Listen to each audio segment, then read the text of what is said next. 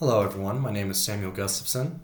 Today I will be presenting a topic of artificial intelligence and the classroom and related artificial intelligence to learning and how we use it in our day-to-day lives in order to assist with the learning of students.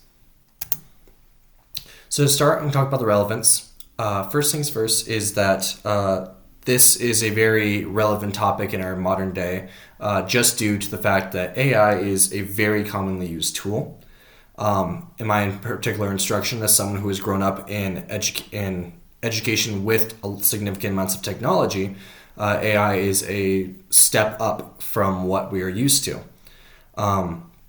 In terms of beneficiaries towards us and our students, not only is it a great tool that can be used towards being able to lesson plan, put things together, and in terms of UDL and Triple E, which we'll talk about later, but it also allows students to be able to study and be able to understand topics in ways that we aren't able to standardly teach. In the terms of my content area, which is mathematics at a secondary level, it is very, very common for AI to be used just due to the fact of the nature of mathematics and when it comes to homework and learning material, content, etc.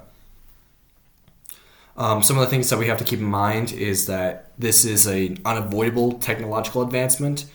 AI is so ingrained in our modern technology that even if you don't intend to use it, AI is going to be used and is more common than you may realize. So it's important that we understand how we can use it efficiently, how it can be useful in going into our teaching and what we can do with it. Looking at some research articles due towards this, a couple of articles we looked at was the artificial intelligence in education, opportunities, challenges, and ethical concerns. This article, peer-reviewed, was shown to look at a couple different of the beneficiaries of artificial intelligence in education, along with some of the things that may be concerning as to using it. Some of the key points it talks about is the intelligent tutoring systems, such as being able to tutor students, such as ESL students who aren't able to understand the language as well. That could be very useful there. However, it also has major concerns in terms of data privacy, in terms of what information that it collects and the information that it may distribute. And so those are things also to consider. Along with that, the reduction of human interaction in learning environments. Human interaction directly teacher to student or student to student can be compromised through the use of artificial intelligence, because artificial intelligence, while it may act like a human-like person or can teach in a human-like way, is not a direct cannot be a direct replacement for human interaction in learning environments such as school. Another article that I looked at was a perspective into future of teaching and learning in the context of the rising interest in artificial intelligence in education, opportunities and ethical challenges. A little bit of a longer title.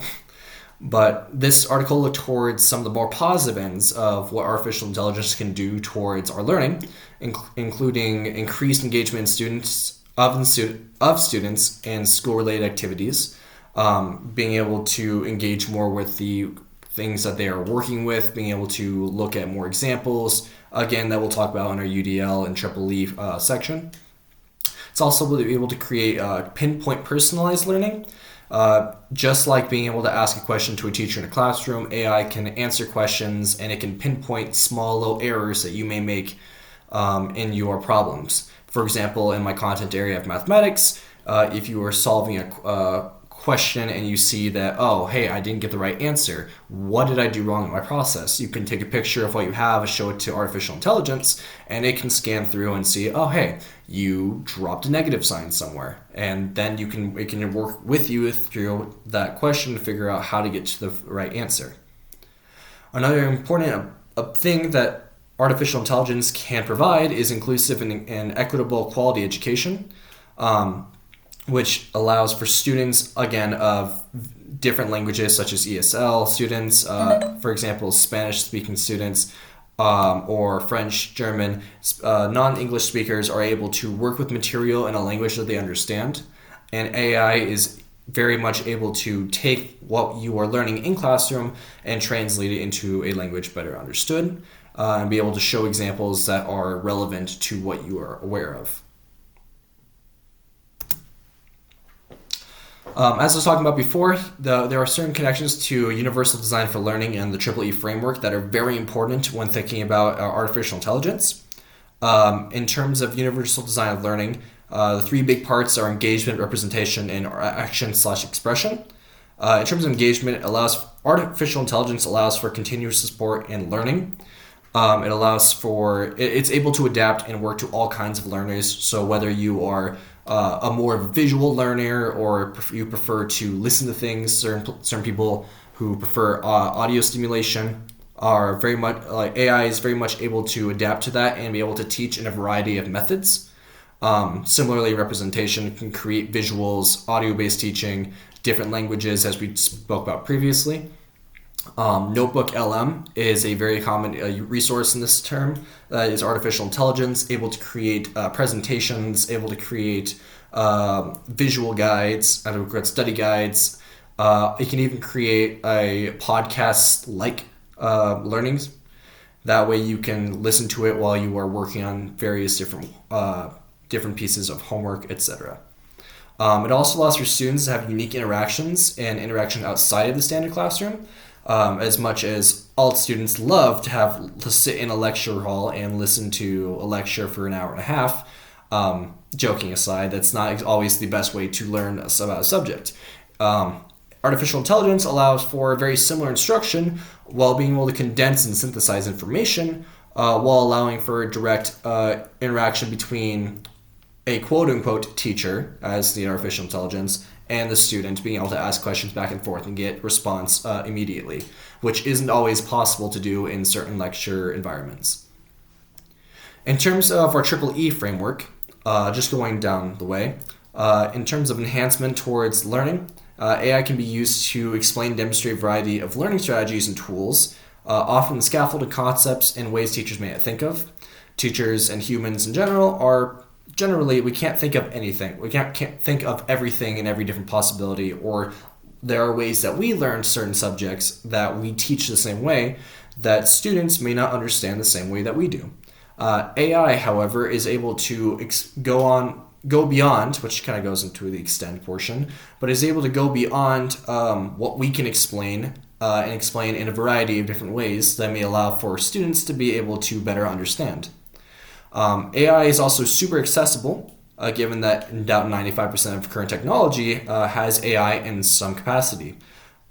Your standard smartphone or computer, including your public computers, all have access to artificial intelligence, meaning that students can work outside the classroom very easily to work with homework problems, get help, etc., when teachers or guides or aides are not currently available.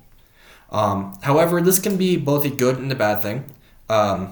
In terms of engagement for students, because with the ease of your fingertips, being able to get solutions to problems, it is very common for students to skip the learning aspect of it and just simply go for the results or the answers. In terms of mathematics, again, that can be looking at a homework problem, taking a picture of it, sending it to AI to get the answer, and then just putting it in without actually doing any of the work, which can be significantly harmful for the students' long-term and their long-term understanding of concepts.